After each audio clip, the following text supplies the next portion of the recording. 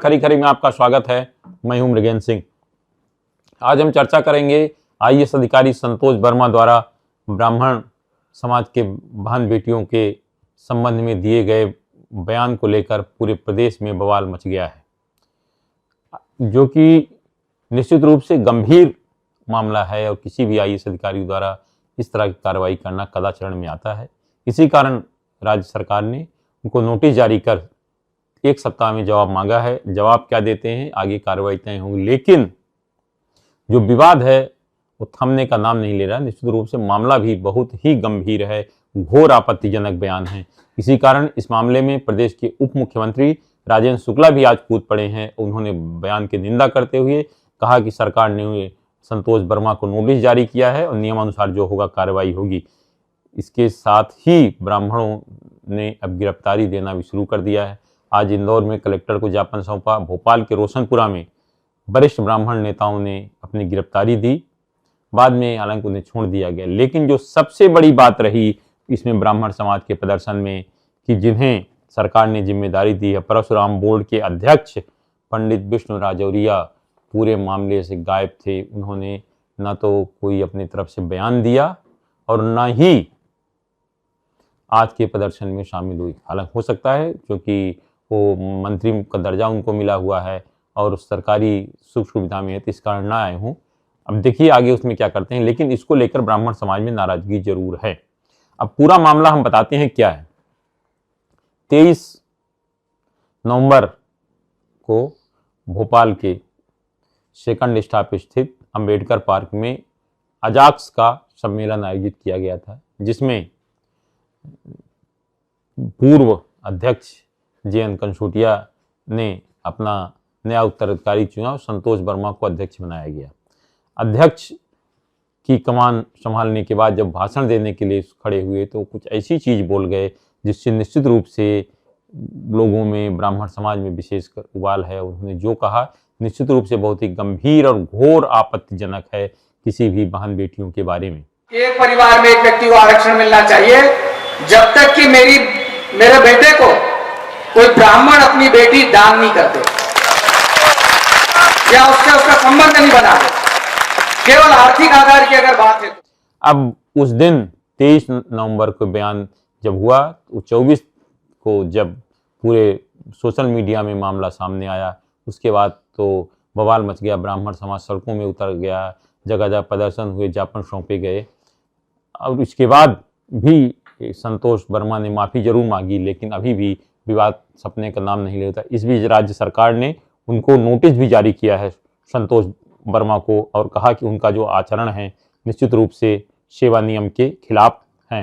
अब उनको जो नोटिस जारी किया उसमें क्या कहा है महाराष्ट्र सरकार में, वो भी सुन लीजिए। उन्होंने कहा अखिल भारतीय सेवा अनुशासन तथा अपील नियम 19 के नियम 10 के अंतर्गत उनको कारण बताओ नोटिस कार्मिक विभाग ने जारी किया है।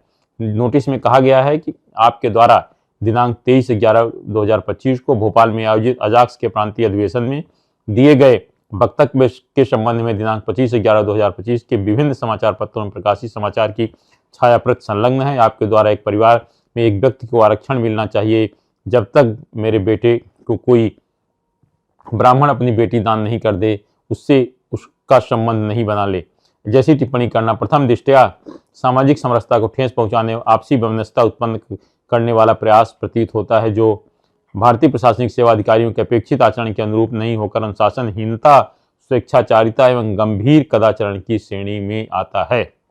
मध्य प्रदेश सरकार ने उनसे 1 सप्ताह में जवाब मांगा है। 1 सप्ताह में जवाब देने के बाद कार्रवाई क्या होगी अभी नहीं कहा जा सकता, लेकिन मध्य प्रदेश सरकार के रुख को देखते हुए और जो भी जिस तरह से पूरे प्रदेश में बवाल मच रहा है, संतोष वर्मा पर कार्रवाई तय मानी जा रही है। अब कार्रवाई क्या होगी वह उनके जवाब देने के बाद तय होंगे। इस बीच प्रदेश के उप मुख्यमंत्री राजेंद्र शुक्ला भी मैदान में कूद पड़े हैं। उन्होंने एक बयान जारी कर कहा कि आईएएस अधिकारी के बयान बहन बेटियों के सम्मान के विरुद्ध और समाज को बांटने वाला है। उन्होंने कहा कि आरक्षण के संबंध में महिलाओं पर की गई टिप्पणी घोर आपत्तिजनक है, भारतीय संस्कृति और मर्यादा का भी अपमान किया है। उप मुख्यमंत्री ने कहा कि आईएएस अधिकारी का यह बयान अखिल भारतीय सेवाएं आचरण नियम का घोर उल्लंघन है। इसी कारण सरकार ने स्पष्टीकरण मांगा है। इस संबंध में सरकार उचित व नियमानुसार कार्रवाई करेगी। इसका मतलब है कि सरकार कार्रवाई के मूड में है। राजेंद्र शुक्ला का बयान निश्चित रूप से बहुत मायने रखता है, वो भी प्रदेश के उप मुख्यमंत्री जैसे महत्वपूर्ण पद पर विराजमान हैं। अब ये चल ही रहा है, इसके बीच कर आज इंदौर में भी प्रदर्शन हुआ, कलेक्टर को ज्ञापन सौंपा है ब्राह्मण समाज। यही नहीं, ब्राह्मण समाज ने आपके सिंगरौली, सतना, रीवा, ग्वालियर, विदिशा, सीहोर, सीधी, सतना आदि जिलों में प्रदर्शन कर और ज्ञापन सौंपा सरकार से और संतोष वर्मा के खिलाफ कार्रवाई की मांग की गई है। आज भोपाल में ब्राह्मण समाज ने प्रदर्शन किया रोशनपुरा चौराहे में, और सरकार ने प्रमुख ब्राह्मण नेताओं को गिरफ्तार किया।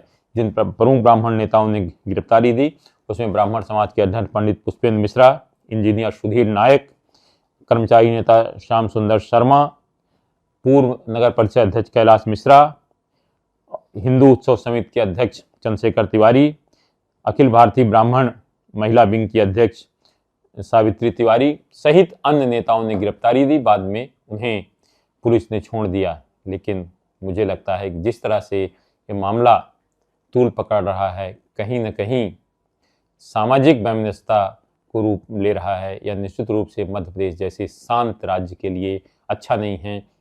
और क्योंकि मध्य प्रदेश कभी भी ऐसा नहीं रहा, किसी जाति धर्म के नाम पर इस तरह का बयान नहीं दिया गया, वो भी एक वरिष्ठ IAS अधिकारी के द्वारा जो बयान दिया गया, इससे सामाजिक समरसता पर असर होता है। क्योंकि देखिए, अधिकारी कर्मचारी किसी भी वर्ग समाज के हों, लेकिन जब सरकारी अधिकारी कर्मचारी हो जाता है तो उस वर्ग का नहीं रहता है।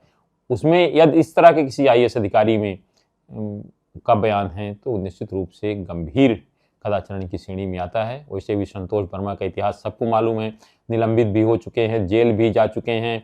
उनको IAS कैसे मिला, ये भी गंभीर खोज का विषय है कि IAS उनको कैसे मिल गया है, तो उनके रिकॉर्ड के बारे में जानकारी नहीं दी गई, या कारण चाहे जो भी हो, लेकिन घोर आपत्तिजनक है। मुझे लगता है जिस तरह सरकार का रुख है तो इसमें संतोष वर्मा के खिलाफ कार्रवाई जरूर होगी, ऐसा मुझे लग रहा। क्या इस तरह के बयान उचित हैं, और ऐसे बयानवीरों के खिलाफ क्या कार्रवाई करनी चाहिए?